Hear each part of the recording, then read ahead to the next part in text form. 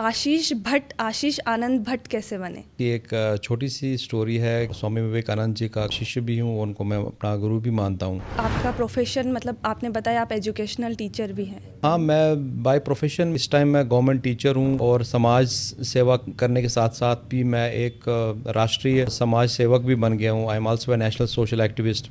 और मेरा एक छोटा सा यूट्यूब चैनल भी चलता है जिसका नाम है मार्थन टाइम्स, जिसमें मैंने छोटे छोटे मंदिरों की डॉक्यूमेंट्रीज़ बनाना शुरू किया। आप बिलोंग कहाँ से करते हैं? बेसिकली मैं कश्मीर से बिलोंग करता हूँ। Kashmir is my Motherland. Kashmir मेरी मातृभूमि है, जन्मभूमि है, बहुत खूबसूरत जहाँ शहर मैंने है। जन्म लिया है। प्रोजेक्ट पर में ही ये किया। भी बहुत बड़ी चीज़ है कि आप एक ऐसी जगह पे रह रहे हो, लोग सेफ फील नहीं करते वहाँ पे। आपने सपने देखे, अपने आप को उस जगह से निकाला, बॉम्बे आए, दिल्ली आए। आपने बताया आप नेशनल एक्टिविस्ट भी हैं, आप सोशल वर्कर भी हैं। मार्केटिंग की जॉब में इतना मैंने अब यहाँ बाहर गया, बाहर एक्सप्लोर किया, एक्सपोजर हुआ। उसके साथ साथ मैंने कुछ सामाजिक ऑर्गेनाइजेशंस होती है उनमें पार्टिसिपेट किया, उनमें देखा कि किस तरीके का सोशल एक्टिविज़म होता है। राष्ट्रपति जो हमारी हैं द्रौपदी मुर्मू जी, नरेंद्र मोदी जी, वो भी आपकी इस चीज़ को काफ़ी लाइक कर रहे हैं। आप नेशनल और इंटरनेशनल सेलिब्रिटी बन चुके हैं अभी, कि क्या जर्नी है? काफ़ी सोशल साइट्स पे कुछ दिन पहले ही प्रेसिडेंट राष्ट्रपति जी ने, द्रौपदी मुर्मू जी ने मेरा लाइक किया था। और भी सारे मोदी जी लाइक करते हैं या योगी जी लाइक करते हैं, और भी पार्टियों के लोग लाइक करते हैं। नमस्ते एंड स्वागत है आपका अनसंग स्टोरीज पॉडकास्ट में। आज हमारे साथ है मिस्टर आशीष आनंद भट्ट। तो कैसे हैं सर आप? बस बहुत बढ़िया, थैंक यू। ओके, तो आशीष आनंद भट्ट कैसे बने, कुछ बताना चाहेंगे? मैडम, इसकी एक छोटी सी स्टोरी है, क्योंकि मैं स्वामी विवेकानंद जी का मैं उनका शिष्य भी हूँ, उनको मैं अपना गुरु भी मानता हूँ। एक बार मैं एक बुक लेके उन्होंने अपने हाथ में रखी और मैं पढ़ रहा था। तो मैं पढ़ते पढ़ते पूरी, बहुत छोटी सी बुक है, ज़्यादा बड़ी नहीं है, तो मैं पूरी बुक की मैंने पढ़ ली एक ही बार में। तो उसके बाद मेरे काफ़ी विचार मेरे काफ़ी हाई हो गए, काफ़ी मेरा माइंडसेट काफ़ी हाई हो गया। तो भगवत गीता भी मैं पढ़ता हूँ, लेकिन भगवत गीता पढ़ने के बाद जब मैंने स्वामी विवेकानंद जी की बुक पढ़ी, मेरी लाइफ का काफ़ी चेंज हो गई। तो उसी से मैंने अपने अपने नाम में आनंद लगा दिया। तो उसके बाद मैंने अपना आशीष आनंद भट्ट रख दिया। बहुत अच्छी चीज़ है सर ये कि आप किसी को अपनी इंस्पिरेशन मान के उनके नाम को अपने नाम में ऐड करते हैं। हाँ, तो बहुत वो तो वर्ल्ड की रिनोवेशन में है ही। वो काफ़ी इम्प्रेस करते हैं लोगों को। डेफिनेटली तो सक्सेस के लिए बहुत ज़रूरी है विवेकानंद की बुक्स पढ़ना। ओके।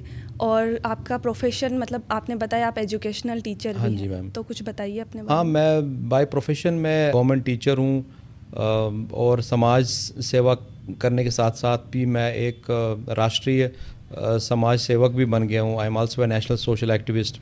और मेरा एक छोटा सा यूट्यूब चैनल भी चलता है जिसका नाम है मार्थन टाइम्स, जिसमें मैंने छोटे छोटे मंदिरों की डॉक्यूमेंट्रीज़ बनाना शुरू किया। तो उसके बाद मैंने अपने आप को सेल्फ रिनाउंड यूट्यूब जर्नलिस्ट भी हूँ, मैं एक नेशनल यूट्यूब जर्नलिस्ट। सो ऐसे मेरी जर्नी बनती गई। आप बिलोंग कहाँ से करते हैं? बेसिकली मैं कश्मीर से बिलोंग करता हूँ। Kashmir is my Motherland. Kashmir मेरी मातृभूमि है, जन्मभूमि है, बहुत खूबसूरत जहाँ शहर मैंने है। जन्म लिया है। कश्मीर की एक जगह है, अनंतनाग डिस्ट्रिक्ट है, और वहाँ पे एक जगह है गणेशपुरा, पहलगाम में वो है। पहलगाम काफ़ी खूबसूरत वादियों में आती है, और काफ़ी ठंड, वर्ल्ड में सबसे मतलब कूलेस्ट प्लेस में भी आता है वो। तो उसी के बिल्कुल नीचे एक गांव है, और गणेश जी के नाम से है, गणेशपुरा। वहीं मेरा जन्म हुआ 1983 में। ये 1990 से पहले की बात मैं आपको बता रहा हूँ, जब मेरे जैसे और भी बहुत सारे लोगों को जन्म हुआ, तो मैं भी उनमें से एक हूँ। तो काफ़ी ठंड होती है हमारे गांव में, पहाड़ी इलाका है, दरिया बहते हैं, बर्फ़ पड़ती है। आज दिसंबर है, आज भी बर्फ़ पड़ रही है, वहाँ पे बर्फ़ पड़ी हुई है। हमारा जन्म 1983 में तो हुआ, बट उसके बाद जम्मू में आना ये हमारे लिए एक बहुत बड़ा एक विचित्र बात बनती थी, क्योंकि हमने कभी सोचा नहीं था अपने मातृभूमि में जन्म लेने के बाद हमें अपनी ही मातृभूमि से ऐसे स्कैटर्ड होना पड़ेगा, या जम्मू जैसे गर्म इलाके में रहना पड़ेगा। तो एनीवे, ये कुछ हालात कश्मीर में ऐसे हुए 1990s में, जो सब जानते हैं। बहुत बुरे हालात हुए, काफ़ी हमें अपनी प्रॉपर्टीज़ लॉस हुई, प्रॉपर्टी छोड़नी पड़ी, मकान छोड़ने पड़े, घर छोड़े। तो फिर जब हम उन्हें बैक करके देखते हैं तो वो बहुत कुछ हमने खोया था। सर ये 90s के टाइम पे उन लोगों का जो लाइफस्टाइल था कश्मीर के लोगों का, वो कैसा था? क्या क्या उनको डिफ़िकल्टीज़ फ़ील हुई? ये सब आप मैडम थोड़ा चर्चा करें। डिफ़िकल्टीज़ इसलिए थी क्योंकि मैं अपने गांव में प्रिंस था। I okay, was prince of my village. Okay, मेरा गांव बेशक उतना भी छोटा नहीं है, बट बहुत सारे कश्मीरी पंडित हैं जो काफ़ी दौलतमंद थे, जिनके पास बहुत पैसा था। अपने किसी के सामने उनको गिड़गिड़ाने की, ऐसी चीज़ें करने की ज़रूरत नहीं थी। आप वेल ऑफ थे, ज़मीन जायदाद थी बहुत, अखरोटों के बाग थे, सेबों के बाग थे।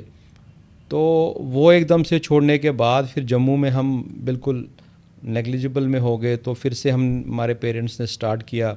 फिर हमारी स्टडीज़ एजुकेशन जो है गर्मी के माहौल में, गर्म 50 डिग्रीज़ या 40 डिग्रीज़ में हुई। काफ़ी स्ट्रगल करनी पड़ी फिर से रिगेन करने के लिए, लाइफ को ट्रैक पर लाने के लिए। ओके। तो आपने जैसे बताया कि आप कश्मीर से बिलोंग करते हैं, वहाँ पे इतनी डिफ़िकल्टीज़ आपको फ़ील हुई है रहते हुए भी। तो फिर कश्मीर से कोई एक साधारण आदमी वो मुंबई जाता है अपने सपने लेकर, क्या फ़ील हुआ कि आप उस जगह से निकल के इतने बड़े शहर, सपनों का शहर कहा जाता है मुंबई को? हाँ, उसकी भी एक छोटी सी एक रियल स्टोरीज़ है, क्योंकि हर एक की लाइफ की जो स्ट्रगल होती है उसका कोई ना कोई पार्ट ज़रूर होता है। तो मेरा मुंबई के साथ जाना या वहाँ जाना भी एक छोटा सा एक स्ट्रगल का पार्ट है, क्योंकि घर में ऐसे एवेन्यूज़ नहीं थे कि फ़ादर साहब कुछ डोनेशन दे के एडमिशन करवा दे कहीं पे बड़े कॉलेजेस में, या वैसे बेटर कॉलेजेस में भी नहीं मैं जा पाया जहाँ पे एवरेज स्टूडेंट्स जा पाते। तो फिर मैंने गवर्नमेंट कॉलेज में पढ़ाई करना का डिसीजन लिया और किया भी। ग्रेजुएशन कंप्लीट की, और ग्रेजुएशन करने के बाद मेरा था कुछ हायर स्टडीज़ में जाना है। उसके बाद भी मेरे पास एवेन्यूज़ नहीं थे, फादर साहब उतने सेट ऑफ नहीं थे कि वो कुछ चीज़ें कर पाते। उसके बाद मैंने अचानक से मार्केटिंग की जॉब मुझे मिल गई। मैंने एक इंटरव्यू दिया तो उसमें मेरा सिलेक्शन हो गया। लाइफ की पहली जॉब थी और पहला इंटरव्यू भी था। तो भगवान की दया से मेरा सिलेक्शन हो गया। तो मैंने जो चीज़ें स्टडीज़ करके सीखनी थी, पढ़ाई करके सीखनी थी, वो मैंने मार्केटिंग की जॉब में सीख ली। ओके, तो कहते हैं ना कि action speaks louder than words. या तो मैंने कार्य करने में, कर्म करने में बिलीव रखा और किया भी। और एक्सपीरियंसेस मुझे मार्केटिंग की जॉब में 2-2.5 साल में हुए, वो मैंने काफ़ी अच्छी तरीके से उसको अपनी लाइफ में भी इम्प्लीमेंट किया। इम्प्लीमेंट क्या मतलब होता है कि जब तुम कोई वर्कआउट करते हो तो उसका कोई ना कोई इम्पैक्ट तुम्हारी लाइफ के साथ भी होता है। डेफिनेटली जी। तो फिर तुम उसे फॉलो अप करके करके करते करते फिर कुछ चीज़ें डेवलप हो जाती है। तो इसी दौरान मैंने सोचा कि मैं मुंबई चले जाता हूँ, तो मुंबई में कुछ जॉब वॉब कर लेता हूँ, तो शायद मेरी अपग्रेडेशन हो जाएगी। तो जो मैंने मार्केटिंग में जॉब में पैसे कमाए थे, वहाँ से भी मैंने थोड़ी हेल्प ली, थोड़े फादर साहब से भी कुछ हेल्प ली, और मेरा कोई 1-2 फ्रेंड्स भी थे जो जिनके पास मैं मुंबई गया। ओके, तो फिर मैंने पूरा मुंबई भी देखा, सब चीज़ें मैंने देखी, काफ़ी एक्सप्लोर किया अपने आप को, एक्सपीरियंस भी हुआ बहुत सारी चीज़ों का। मुंबई में क्या है कि वहाँ कंजस्टेड बहुत है।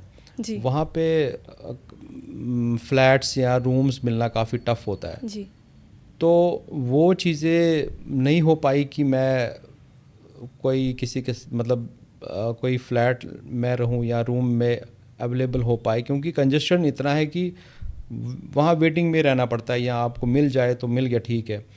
तो इसलिए मैंने दिल्ली गुड़गांव अडॉप्ट किया ऑफिस जॉब के लिए, क्योंकि मार्केटिंग में आपको फील्ड में जाना जी, पड़ता है। तो काफ़ी मेरी बैक में थोड़ा पेन वगैरह होने लगी। मैंने कहा बाइक पे कहाँ पूरी उम्र चलाता रहूँगा। तो फिर ऑफिस जॉब के लिए मैंने 1-2 साल दिल्ली गुड़गांव में जॉब की। तो इन द मीन टाइम उम्र काफ़ी छोटी थी, काफ़ी छोटी उम्र से ही जॉब करना स्टार्ट कर दिया था ग्रेजुएशन के बाद ही। तो गवर्नमेंट फॉर्म भी भर दिए थे। मेरा छोटा भाई है, उसी ने मेरा फॉर्म भरा था, तो जॉब क्लिक हो गई, उसमें क्लिक हो गया, मतलब सिलेक्शन हो गया। जी।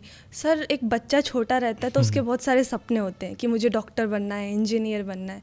आपका भी कोई ऐसा सपना था कि मुझे एक स्पेसिफिक फील्ड में जाना है? हाँ, मेरा ड्रीम था डॉक्टर बनने का। ओके, क्योंकि इसीलिए मैंने मेडिकल सब्जेक्ट भी मैंने इसीलिए लिया था। जी। तो इतना मैं एक एवरेज स्टूडेंट था, मैं नहीं कर पाया, एग्जामिनेशंस नहीं हो पाए, बट बहुत सारे फ्रेंड्स थे जो डोनेशन बेस पे करके चले गए, तो मैं नहीं कर पाया, तो इसीलिए फिर मैंने directly graduation in medical subject में पर ही ये किया। भी बहुत बड़ी चीज़ है कि आप एक ऐसी जगह पे रह रहे हो जहाँ पे इतना वो है, लोग सेफ फील नहीं करते वहाँ पे। आपने सपने देखे, अपने आप को उस जगह से निकाला, बॉम्बे आए, दिल्ली आए। आपने बताया आप नेशनल एक्टिविस्ट भी हैं, आप सोशल वर्कर भी हैं, तो बताएंगे आपने क्या क्या हाँ, सोशल यही वर्क? मैं फिर से कंटिन्यू कर रहा था कि मार्केटिंग की जॉब में इतना मैंने अब यहाँ बाहर गया, बाहर एक्सप्लोर किया, एक्सपोजर हुआ, तो उसके साथ साथ मैंने कुछ सामाजिक जो ऑर्गेनाइजेशंस होती है उनमें पार्टिसिपेट किया, उनमें देखा कि किस तरीके का सोशल एक्टिविज़म होता है। मैं एक ऑर्गेनाइजेशन का जनरल सेक्रेटरी भी रहा हूँ, जी। रह चुका हूँ 2 साल 2.5 साल तक, और उसके बाद दूसरी एक और ऑर्गेनाइजेशन है, उनका मैं कमिटी मेंबर भी था। तो ये मैंने काफ़ी मतलब जो लोग पढ़ाई कर रहे होते हैं, तो मैं ये चीज़ें कर रहा था। जी। पढ़ाई ख़त्म कर दी, ग्रेजुएशन ख़त्म कर दी, उसके बाद मैं ये चीज़ें भी कर रहा था, क्योंकि हम कश्मीर से विस्थापित हुए। बहुत सारी ऑर्गेनाइजेशंस है कश्मीरी पंडितों की जो काम करते हैं कि कश्मीरी पंडितों के साथ क्या हुआ, कैसे हुआ, तो हम कैसे हम कैसे आउटकम कर पाएँ उन चीज़ों से, कैसे अपने आप को डेवलप करें, मतलब रिनोवेट करें, अपने जी। आप जी। को रीगेन करें, अपनी लाइफ को आगे बढ़ाएं। तो उसके साथ साथ ही मैं इस सोशल एक्टिविज़म में एक एक्टिव पार्टिसिपेशन में आ गया। ओके। तो सर आपने बताया कि आपने आपका जो चैनल है यूट्यूब पे, या फिर आपने थोड़ा बहुत जर्नलिज्म में जो शुरू किया था, उसमें आपने मंदिरों को कवर किया कश्मीर के, वो भी कश्मीर में होकर। ये एक बहुत दृढ़ कदम मैं बोलूँगी इसको। तो हाँ, रुचि उसमें ये क्या चेंज लाया, मतलब जो यूथ है कश्मीर की, कुछ चेंज आया मतलब आपके इस थॉट से?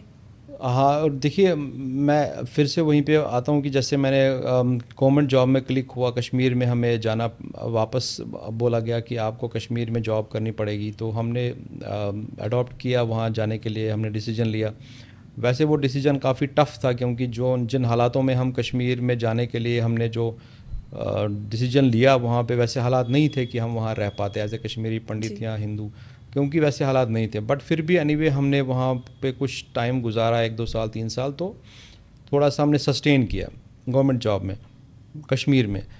तो जी। और अपने डिस्ट्रिक्ट में भी थे, तो काफ़ी मिलते रहते थे, जो पुराने थे डैडी के फ्रेंड्स या हमारे पुराने गांव के लोग थे। तो फिर मैंने एक रिनोवेट किया कि मेरे एक माइंड में आइडिया आया कि मैं यहाँ के कश्मीर के हमारे अपने मंदिरों की एक छोटी शॉर्ट स्टोरीज़ बनाऊं, और आजकल सोशल मीडिया है प्लेटफॉर्म, उस जी। पर डालूं। तो उसी के माध्यम से मैंने यूट्यूब पे मेरे यूट्यूब चैनल का नाम है मार्तन टाइम्स। ओके। तो उसी पे मैंने छोटे छोटे मंदिरों की छोटी छोटी डॉक्यूमेंट्रीज, क्योंकि लोग नहीं आ सकते थे कश्मीर उन जगहों पे जहाँ पे हमारे देव स्थान है, जो देवभूमि है कश्मीर, जहाँ पे माँ पार्वती और भगवान शिव का वास है। तो सारे टूरिस्ट नहीं जा पाते हैं हर जगहों पे। तो मैंने एक आइडिया मेरे माइंड में आया, क्यों ना मैं एक सोशल मीडिया के माध्यम से, जब मैंने एक वीडियो बनाया मेरे को काफ़ी अप्रिसिएशन मिली, बहुत ज़्यादा, बहुत उसके व्यूज़ आए, बहुत वायरल हुआ वो। तो मेरे फादर साहब खुद बहुत बहुत ज़्यादा अचंभे हो गए, इसने ऐसा काम बनाया, बहुत अच्छा है, ये बहुत अच्छा कर रहा है। तो ऐसे मेरा इसकी तरफ फिर मैंने धीरे धीरे कुछ इंटरव्यूज़ लेना स्टार्ट किया, कुछ रिनाउंड पॉलिटिशियंस हो या लीडर्स हो या कुछ जो एक्टिविज़म में होते हैं। तो एज ए यूट्यूब जर्नलिस्ट मैं बन गया। जी, तो आपके यूट्यूब चैनल का नाम है मार्थन टाइम्स, तो उसके पीछे भी कोई आपका थॉट है कि ये नाम क्यों रखा आपने? हाँ मैडम, जो भगवान कृष्ण जो है, उनके जो अ, सबसे प्रिय अर्जुन है, अर्जुन के बेटे का नाम है अभिमन्यु, अभिमन्यु के जी। बेटे का नाम है परीक्षित, परीक्षित के बेटे का नाम है ललितादित्य, उन्हीं के एम्पायर का नाम है मार्तंड। ओके। तो विश्व का सबसे बड़ा एम्पायर है वो, जो आप कह सकते हैं पांडवों के बाद जिनके हाथ में ये पूरे पूरे भारत या पूरे सनातन की जो देख रेख जिनके हाथ में थी, वो महाराजा ललितादित्य हैं। जी। है मैं इसलिए कह रहा हूँ क्योंकि हमारे वो आखिरी पूर्वज है, मतलब लास्ट, ओके। तो उनके बाद पांडव ही आते हैं। तो उन्हीं के एम्पायर, वो वर्ल्ड का सबसे बड़ा एम्पायर जिनका जिनका नाम था, उनके एम्पायर का नाम था, उनकी राजधानी का नाम भी मार्तंड ही था। जी। तो मार्तंड मैंने उसी से लिया है, ओके। तो उनके एम्पायर का नाम मार्तंड एम्पायर था। जी, जो कहते हैं ना अपनी रूट से जुड़ा हाँ रहना जी बहुत मैम, ज़रूरी है, हाँ, चाहे आप कहीं पे भी पहुंच जाए लाइफ में। राइट। जी, तो आपने हिंदुओं के लिए कश्मीर के और एज ए कश्मीरी पंडित इतना दृढ़ कदम उठाया, उसके लिए सैल्यूट है हमारा तो थैंक आपको। You ma'am. एंड हम चाहेंगे कि हमारी ऑडियंस भी आपको इस चीज़ में सपोर्ट करें, आपके वीडियोस देखें और उसको आगे पहुंचाएं। और कुछ आप अपनी लाइफ के बारे में हमें बताना चाहें? हाँ, मैं यूथ को यही बताना चाहता हूँ कि अगर आपको लाइफ में सक्सेस होना है, पैसों से सक्सेस नहीं होती है। जी। जब तक आपकी लाइफ में कोई गोल, कोई विचार, कोई ऑब्जेक्टिव ना हो, तब तक आपके पैसों का भी कोई फ़ायदा नहीं है। आपके पास बेशक करोड़ों पैसा हो, एवेन्यूज़ हो, लेकिन जब तक आपके पास वो एक मोटो ना हो, आपके पास एक गोल ना हो, आप कुछ चीज़ आपके पास कोई अचीवमेंट ना हो, तो तब तक आप कुछ नहीं हो। और उसके साथ साथ ही मैं ज़रूर ये बताना चाहूँगा अपने यूथ को कि आपको भगवद गीता पढ़नी चाहिए। जी। भगवद गीता पढ़ने से आपको बहुत ताकत मिलेगी, बहुत एनर्जी मिलेगी। एक दिन में एक श्लोक भी पढ़ लेंगे तो काफ़ी बहुत बहुत आपको चेंजेस नज़र आएंगी। और साथ साथ में स्वामी विवेकानंद, जी को। ये दो चीज़ें आपको करना ज़रूरी है अगर आपने लाइफ में ट्रू सक्सेस पाना है या ट्रू सक्सेस को हासिल करना है। सो मैंने ये चीज़ें इसलिए मैं बता रहा हूँ क्योंकि मैंने ये बहुत करीब से चीज़ें देखी है अपनी लाइफ में। जहाँ मैं कश्मीर में था तो सब चीज़ें छोड़ देने पड़ी, कुछ भी नहीं था हाथ में। पीछे से तो प्रॉपर्टी बहुत थी, बट आगे सामने कुछ भी नहीं था। सो एक भगवान का ही सहारा था, तो जिसने पावर दी जिसने आपको। पावर दी। मेरे पापा मम्मी वो दोनों ही धार्मिक हैं। मम्मी रामायण गीता पढ़ती रहती थी। भगवान फादर साहब, खुद भी हमारे फादर साहब अमरनाथ गुफा के पुजारी हैं, वो रह ओके। चुके हैं। तो हमारा काफ़ी सनातन के साथ काफ़ी बहुत नज़दीक है हमारा तो रिश्ता है। भगवान शिव जी के फादर साहब हमारे भगवान शिव के भक्त हैं थे, चले गए हम इस दुनिया से। तो घर में माहौल ही ऐसा था। मतलब देखिए, ये मेरी कहानी नहीं है, ये हर कश्मीरी पंडित की कहानी है। जी, जो सामने आनी हाँ, बहुत ज़रूरी है। जो भी आपको कश्मीरी पंडित मिलेगा वो शिवरात्रि बहुत बढ़िया तरीके से मनाते हैं, जी। बहुत ही अच्छे, वो अलग से मनाई जाती है, जिसमें भगवान कश्मीर जो है माँ पार्वती और भगवान शिव की नगरी है। जी। तो हम सब उन्हीं के वंशज हैं, उन्हीं के बच्चे हैं। तो हमने वो अपनी जो प्रॉपर्टीज़ छोड़ी, बट अपना विश्वास नहीं छोड़ा कभी। जी। जी। अपने भगवान में, अपने भगवान शिव में, हमारी भक्ति में कभी कोई कमी नहीं आई। तो अब कैसा लाइफस्टाइल है कश्मीर के लोगों का? अब कुछ चेंजेस आए हैं पहले से, या पहले से थोड़ा इजी हो गया है लाइफ? मैडम एक्चुअली इजी होना या इजी देखना, बहुत कहना बहुत आसान है, इजी करना होता है सब चीज़ों जी। को। आपका व्यवहार कैसा है, आपका बिहेवियर कैसा है लोगों के साथ। हम कश्मीर गए, मैं आज कश्मीर में हूँ, मेरा बिहेवियर ठीक है वहाँ पे, तो मेरे लिए तो अच्छा चल रहा है। जी। जी। अब मैं सबको यही सजेस्ट करता हूँ कि लाइफ में पैसा, लड़ाई झगड़े से कुछ नहीं मिलता है। अपना बिहेवियर भी मैटर करता है। आपका रख रखाव, आपका बिहेवियर, आपका चाल चलन, आपकी बोल चाल, आपकी बॉडी लैंग्वेज, तो ये सब चीज़ें भी मैटर करती है। सर, आपने अपनी जो स्टोरी बताई है इसमें, आप ऐसा कौन सा लाइफ में पॉइंट था जब आपको लगा कि दिस इज़ द टाइम? पहले भी बताया कि जब मैंने जॉब स्टार्ट की तो वो काफ़ी, मैं उस टाइम डिग्रेड हुआ कि मैं जॉब कर रहा हूँ, मैंने एमबीए करना था या कुछ करना था, तो नहीं हो पाया। एनीवे फिर भी मैं बाद में भी, लेकिन मुझे ये चीज़ पता नहीं था कि मैं बाद में भी कर सकता हूँ। जी। वो होती है ना, आपके अंदर एक उत्तेजना होती है, पहले एक स्टेज वाइज ये टीनेज। करना है, जी। फिर जी। वो ये करना है, फिर ड्रीम्स होते हैं, डेवलप होते हैं। तो वो चीज़ें, एक ड्रीम पूरा ना हो तो लाइफ, ऐसा नहीं है कि लाइफ ख़त्म हो जाती है, बट आपको कभी गिव अप नहीं करना चाहिए, आपको आगे बढ़ना चाहिए। तो मैं यही कहना चाहता हूँ। तो अभी आप सोशल वर्किंग की फील्ड में क्या क्या काम कर रहे हैं? आपका विज़न क्या है कि मैम, मैं स्टूडेंट्स को एजुकेशन देना चाहता हूँ, उसके रिगार्डिंग आपका क्या विज़न है सर? मैं एजुकेशन तो मैं देता ही देता हूँ, और मैं पिछले 8-12 साल से जो एजुकेशन डिपार्टमेंट में हूँ, जी मैंने छोटे बच्चों से ही पढ़ाना शुरू किया है, क्योंकि बड़े बच्चे तो ऑलरेडी पढ़े ही होते हैं, उन्हें जी सिर्फ थोड़ा गाइड करना होता है। जब आप एक बेसिक मैनर से बच्चों को सिखाते हैं, आप खुद भी बहुत कुछ सीखते हैं। जी एक टीचर पढ़ाने के साथ साथ खुद भी बहुत कुछ सीखता है, तो वो चीज़ें दिन ब दिन डेवलप होती रहती है। मैं उसी की वजह से बन गया हूँ। सो एक पढ़ाने के साथ साथ मैं एक मोटिवेशनल स्पीकर। स्पीच भी मैं बच्चों में देता था, तो जी एक मोटिवेशनल चीज़ें भी मेरे में आ गई कि मैं बच्चों को कैसे मोटिवेट करूं, या लोगों को कैसे मोटिवेट करूं कि वो लाइफ में आगे बढ़े, आगे स्ट्रगल करे, गिव अप ना करे, मूव ऑन करे, कैरी ऑन करे। तो लाइफ में चलना है किसी भी हालत में आगे। आपको देखिए, आपको अपने कंफर्ट जोन से बाहर बाहर निकलना निकलना पड़ता है, पड़ेगा। फिर ही जी जाके आप कुछ शाइन कर पाते हैं। जी।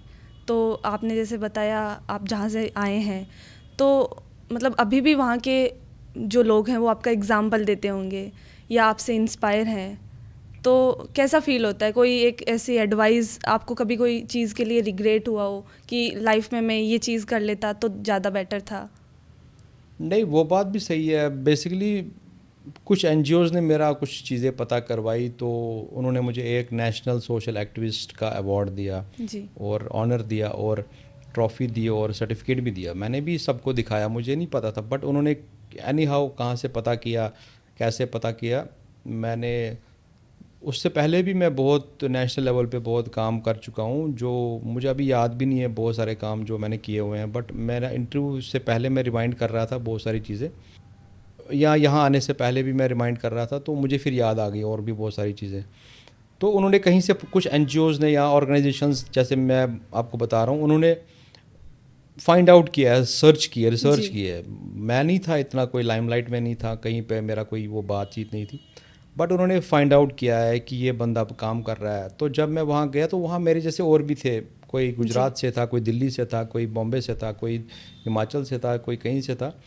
तो जो सोसाइटी में जो काम करते हैं, मतलब जो बड़े स्पेक्ट्रम पे नहीं पहुंच पाते हैं, जिनको प्रेसिडेंट अवार्ड्स तक वैसी चीज़ें नहीं मिल पाती हैं, बट ऐसी ऑर्गेनाइजेशंस जिनका मैं अप्रिशिएट करता हूँ, जो मैं है बहुत सारे जो जिन्होंने फाइंड आउट की चीज़ें, तो मुझे भी फाइंड आउट किया। मैंने उनका बहुत शुक्रिया किया, उनका धन्यवाद किया।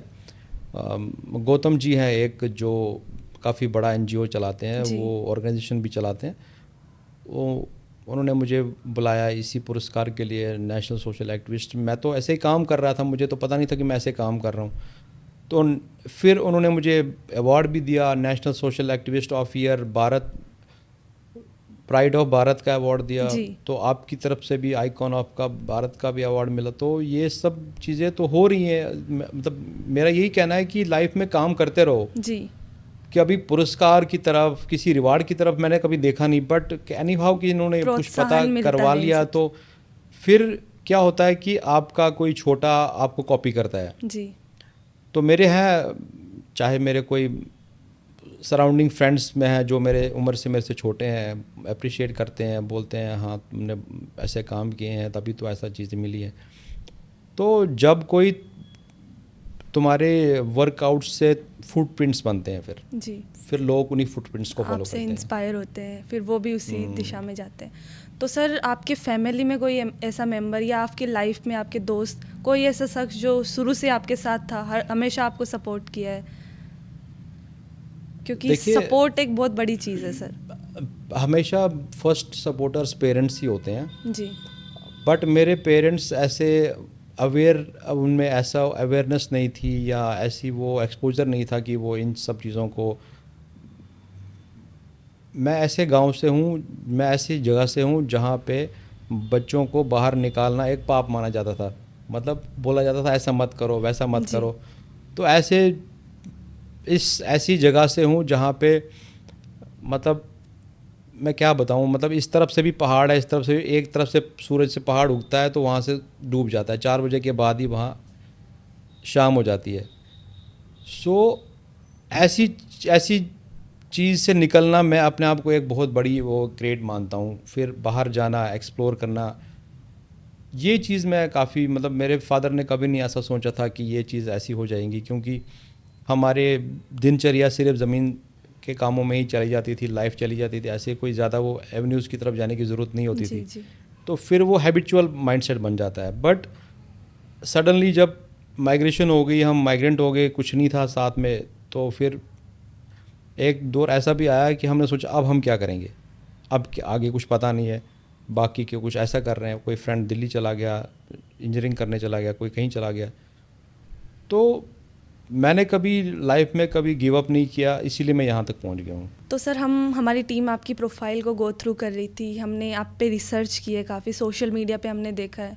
और राष्ट्रपति जो हमारी हैं द्रौपदी मुर्मू जी, नरेंद्र मोदी जी, तो वो भी आपकी इस चीज़ को काफ़ी लाइक कर रहे हैं। आप नेशनल और इंटरनेशनल सेलिब्रिटी बन चुके हैं अभी। तो सर कैसे ये आपकी क्या जर्नी है, या आप पॉलिटिक्स की तरफ भी आपका थोड़ा बहुत रुझान है, क्योंकि आप नेशनल ये सोशल वर्क कर रहे हैं और आप एक ऐसी जगह से आते हैं जो एक प्लस पॉइंट है आपके लिए, एक ऐसी चीज़ों में आपका रुझान है। हाँ मैडम, आपकी बात सही है। जी मेरे फेसबुक पे या काफ़ी सोशल साइट्स पे परसों कुछ दिन पहले ही प्रेसिडेंट राष्ट्रपति जी ने, द्रौपदी मुर्मू जी ने मेरा लाइक किया था, और भी सारे मोदी जी लाइक करते हैं या योगी जी लाइक करते हैं, और भी पार्टियों के लोग लाइक करते हैं, क्योंकि मैं एक न्यूट्रल नेशनल सोशल एक्टिविस्ट हूँ। मेरा अभी किसी संगठन के साथ कोई ज़्यादा नज़दीकी नहीं है, बट नेशनल लेवल पे काम करते करते मैं एक, जैसे कि आप भी बता ही रहे हैं कि एक नेशनल सेलिब्रिटी बन गया हूँ या इंटरनेशनल, वो एक सोशल साइट्स की ज़रिए मैं बन ही गया हूँ। मैं तो वो बताना नहीं चाहता था क्योंकि अभी कुछ ऐसा आउटकम हुआ नहीं है, बट लोग लाइक करते हैं नेशनल लेवल पे या इंटरनेशनल लेवल पे। मैं ये चीज़ें काफ़ी हाइड रखता हूँ, तो क्योंकि जब तक ऑन द टेबल कुछ है नहीं, तो तब तक मैं ये चीज़ें इनके बारे में, मतलब मैं आगे फॉरवर्ड तो चाहता हूँ, बट जैसे ही कोई अच्छा ब्रेक मिलेगा तो मैं ऑब्वियस ही बात है किसी पॉलिटिकल प्लेटफॉर्म पे ज़रूर आपको दिखूंगा। तो जैसे आपने बताया कि श्री नरेंद्र मोदी जी भी आपको लाइक करते हैं, आपके पोस्ट, आपकी जो विचारधारा है उन सब के उनका रुझान रहा है। तो अगर आप कोई पॉलिटिकल पार्टी ज्वाइन करते हैं या जो भी किसी भी पार्टी को आप ज्वाइन करते हैं, तो कोई एक ऐसा शख्सियत जो आपको इन्फ्लुएंस करता है, या फिर आप उनसे थोड़े इन्फ्लुएंस है कि हाँ ये सही दिशा में जा रहे हैं, मैं भी इसी दिशा में काम करना चाहता हूँ। ये बात तो सही है, मोदी जी मेरा लाइक करते हैं, क्योंकि मोदी जी पता नहीं कैसे आ गए। मैं भी एक मतलब एक एक्टिविज़म में रहा हूँ नेशनल सोशल पैटर्न पे। कभी सोचा नहीं था कि ऐसा कोई शख्स आएगा जो, मतलब मैं उन्हें सेकंड गांधी तो नहीं कहूँगा, बट एक इमेज है उनकी ऐसी कि वो एक इंडिपेंडेंट, एक इंटरनेशनल शख्सियत बन गए हैं। जी नरेंद्र भाई मोदी जी जो हमारे देश के प्रधानमंत्री हैं, मैं उनकी बात कर रहा हूँ। तो वो काफ़ी बड़े स्पेक्ट्रम पे वो मिनिस्टर हैं या ओहदे पे हैं, तो मैं तो बहुत ही छोटा सोशल एक्टिविस्ट हूँ। फिर भी बहुत सारे है प्रस्ताव जो उनके पास है, अगर उनके मन में विचार आएगा तो हम ज़रूर उसकी तरफ जाएंगे। डेफिनेटली तो सर। आगे भगवान की मर्ज़ी होगी, देखेंगे क्या होगा। ठीक है, और कुछ? तो जहाँ तक सवाल है नरेंद्र मोदी जी का और कश्मीर का, हमने कभी सोचा नहीं था कि ऐसे हालात कश्मीर में हो जाएंगे। जो मतलब कश्मीर के जो आज हालात हैं, जैसे वहाँ पे काफ़ी अमन भी दिख रहा है भी, ऐसा भी नहीं है कि वहाँ के मतलब सब लोग ख़राब है या ऐसा है। तो जो लोग ख़राबी कर रहे थे तो उनके लिए कुछ चीज़ें सिक्योरिटी लेवल पे चल रही हैं, तो काफ़ी बदलाव हो रहा है। अच्छी बात है, अच्छी शांति की तरफ सारी दुनिया जाएगी या कश्मीर भी जा रहा है तो अच्छी बात है। हम कश्मीर वापस, हम भी कश्मीर जाएंगे वापस और अपनी मातृभूमि पे रहेंगे, उधर रहे हमारे पूर्वज रह रहे थे, हम भी रहेंगे। और आने वाली हमारी जो नई पीढ़ी है उन्हें भी हम बोलना चाहेंगे, हमारा कश्मीर हमारा वतन है, कश्मीर हमारी मातृभूमि है, जन्मभूमि है, वहाँ हमारे देवस्थान है, वहाँ हमारी देवभूमि है, माँ खीर भवानी का वास है, भगवान अमरनाथ गुफा है वहाँ, जहाँ पे भगवान शिव जी को भगवान शिव जी ने माँ पार्वती को अमर होने की कथा सुनाई थी, तो इससे बड़ा स्थान तो दुनिया में नहीं है कहीं। वो तो उसको तो हम कभी नहीं भूल सकते हैं। जी। तो सर, जैसे आपने अपनी फील्ड में आप जिस जगह से आते हो वहाँ से निकल के आपने एक अलग कदम उठाया कि आप अपने रिलीजन से भी जुड़े रहें, अपने धर्म को कभी नहीं छोड़ा, अपने रूट्स पे चलते रहे। वैसे ही कुछ शख्सियत हमारे श्रीमान नरेंद्र मोदी जी की भी हैं, वो भी अपने रूट से जुड़े हुए हैं, वो भी एक स्पेसिफिक अपने रूट्स पे चलते हैं। तो कहीं ना कहीं आप अपनी इमेज को उनकी इमेज के सिमिलर मानते हैं? मैम, मैं छोटा सा एक सोशल एक्टिविस्ट हूँ, बट मेरे काम बहुत बड़े हैं, तो थोड़ा बड़े स्पेक्ट्रम पे मैं आ चुका हूँ।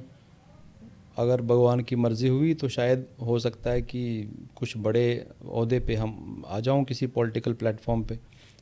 तो जहाँ तक सवाल है, नरेंद्र मोदी जी वो भी एक सनातन धर्म के ही पुत्र हैं। जी। तो उन्होंने ही सनातन धर्म में जन्म लिया है, ऑब्वियस सी बात है। तो और भी बाकियों से भी वो प्रेम करते हैं, ये भी एक हकीकत है। वो हम चाहते हैं कि सब अमन से रहे, शांति से रहे, पूरा भारत एक पूरा भारत एक रहे, पूरा पूरा सनातन एक रहे।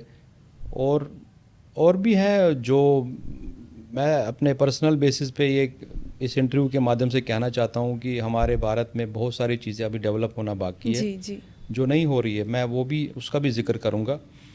जहाँ तक सवाल है नरेंद्र मोदी जी या उनकी टीम है, बीजेपी सरकार है, मैं समझता हूँ कि उनको काफ़ी अच्छे एडवाइज़र्स की भी ज़रूरत है, जो उन जैसे मैं ज़्यादा मतलब अपनी अब तारीफ़ें तो नहीं करना चाहता हूँ। वन नेशन वन इलेक्शन का जो जी। टर्मिनोलॉजी है वो मैंने ही सजेशन में डाली थी, तो ओके। वो आगे चल पड़ी। और भी हैं बहुत सारी चीज़ें जो मैं कहना चाहता हूँ नेशनल लेवल पे या राष्ट्रीय स्तर पे, जो हमारे देश की सिक्योरिटी के लिए या हमारे देश की जो आर्थिक जीडीपी के लिए जो बहुत ही ज़रूरी है, फाइनेंशियल ग्रोथ के लिए ज़रूरी है। यहाँ पे मैं ज़िक्र ज़रूर करूँगा हमारे भूतपूर्व प्रधानमंत्री लेट श्री मनमोहन सिंह जी का, जी। जो कि परसों ही कुछ ही दिनों उनका निधन हो गया। मैं काफ़ी हताशी हुआ ये सब चीज़ें सुन के, क्योंकि वो ऐसे रत्न हैं हमारे भारत के। मैं थे कभी नहीं कहूँगा उनके लिए, वो हैं भी, क्योंकि उनकी बहुत सारी जो एडवाइज़ें और सजेशंस जो उन्होंने दी हैं भारत को, वो उसके ऊपर चल के आज हमारा देश जो खड़ा है वो उनकी बदौलत तो मैं बोलूँगा ज़रूर है। जी। एज ए फाइनेंशियल इकोनॉमिस्ट जो वो थे, मेरा उनके लिए एक ही कहना था कि वो देश के लिए और भी बहुत कुछ कर सकते थे। उनके पास और भी बेहतर सुझाव थे भी, वो क्यों नहीं कर पाए, वो आप सब जानते हैं। पॉलिटिक्स में, पार्टियों में रह के कैसे काम होते हैं। जी। ऐसे जी। चीज़ों में बोलना बड़ा आसान है, बट टेबल पे बैठ के, किसी चेयर पे बैठ के, फाइनेंशियल एज ए सेक्रेटरी भी वो थे, एज ए फाइनेंस मिनिस्टर भी थे, फिर प्राइम मिनिस्टर भी बने। तो वहाँ पे बैठ के ये सब चीज़ें इम्प्लीमेंट करना ये बहुत टफ़ है। बट फिर भी मेरी उनसे अपेक्षा थी हमेशा, वो जिस दौर में वो प्रधानमंत्री बने, उस दौर में वो इंडिया को इतना शाइन कर सकते थे, शायद हमने कभी सोचा नहीं होगा। मैं प्रधानमंत्री मनमोहन सिंह जी की बात कर रहा हूँ। जी। जी। तो उन्होंने ऐसा क्यों नहीं हो पाया, ऐसा क्यों नहीं हुआ, मुझे इस बात का बड़ा खेद है। एनीवे, और भी बहुत आइडियाज़ हैं जिससे हम भारत को डेवलप कर सकते हैं। मेरे पास कम से कम 100 हज़ारों आइडियाज़ हैं जिससे हम भारत को मैं डेवलप करना चाहता हूँ, राष्ट्रीय स्तर पे या अंतर्राष्ट्रीय स्तर पे, चाहे बिज़नेस के लिहाज से हो, चाहे जीडीपी के लिहाज से हो, चाहे सबसे बड़ा जो इस टाइम हमारे देश में जो है प्रॉब्लम है वो बेरोज़गारी का है। मेरे पास हज़ारों आइडियाज़ है, सजेशंस हैं। अगर भारत सरकार मुझसे बात करेगी तो मैं उन्हें सजेशंस ज़रूर दूंगा, जी। जिसके ज़रिए वो बेरोज़गार नौजवानों को रोज़गार दे सके, लड़कियों को, लड़कों को। समाज बनेगा, नया समाज बनेगा, नया भारत बनेगा, इसी की मैं अपेक्षा रखता हूँ। और भी सजेशंस जो मैं देना चाहता हूँ वो तो मैं दूंगा ही। अगर कोई ऑफ़र आएगा तो ऑब्वियसली बात है, मैं ज़रूर उनके सामने ये प्रस्ताव जी। रखूँगा। Thank you so much sir, आपसे बात करके बहुत अच्छा लगा। आपकी स्टोरी वाकई बहुत इंस्पायरिंग है और मुझे पता है हमारे लिसनर जो सुन रहे हैं उनको भी आपकी स्टोरी ने इन्फ्लुएंस किया होगा, और कश्मीर के आपके जो भाई बंधु हैं उन्होंने भी आपसे काफ़ी इन्फ्लुएंस हुए होंगे वो। जाने से पहले सर एक मैसेज आप हमारी ऑडियंस के लिए कुछ देना चाहें तो। देखिए, इस दुनिया में जन्म सभी लेते हैं और जन्म सभी को लेना है। जी तो आप कुछ ऐसा करिए कि आपको दुनिया याद रखे, और ऐसा बनिए कि आप शाइन करें, स्टार्स की तरह आप शाइन करो, तो ताकि आप दूसरों को भी रोशनी दे सको, दूसरों को रास्ता दे सको। जी यही हर एक का मकसद, मोटो होना चाहिए। ये तो काफ़ी टफ़ है, बट इससे निकलने के बाद ही उसकी रोशनी दिखाई देती है। तो उसके लिए काफ़ी संघर्ष करना पड़ता है लाइफ में। मैंने पहले भी बोला है, ये चीज़ें पैसों से नहीं होती है। ये brick by brick, brick by brick एक एक पड़ाव बनते हैं, जी उसके बाद संघर्ष बनता है, फिर लाइफ की जर्नी बनती है। और फिर मेरा यही कहने का है सारे विद्यार्थियों से कि अगर आप एग्ज़ाम्स में फ़र्स्ट नहीं आ सकते हो, लाइफ में ज़रूर फर्स्ट आओगे। Definitely. Thank you. Thank you so much for coming sir. हम चाहेंगे आप फिर से हमारे शो पे आएँ कभी। रुचि का धन्यवाद देना चाहता हूँ जिन्होंने मुझे इस इंटरव्यू के लिए, पॉडकास्ट के लिए बुलाया है। ये एक खुद सेल्फ रिनाउड वुमेन है, लड़की बच्ची है, तो काफ़ी काम कर रही है सोसाइटी में। तो thank you Ruchi, thank you for thank you this. So much.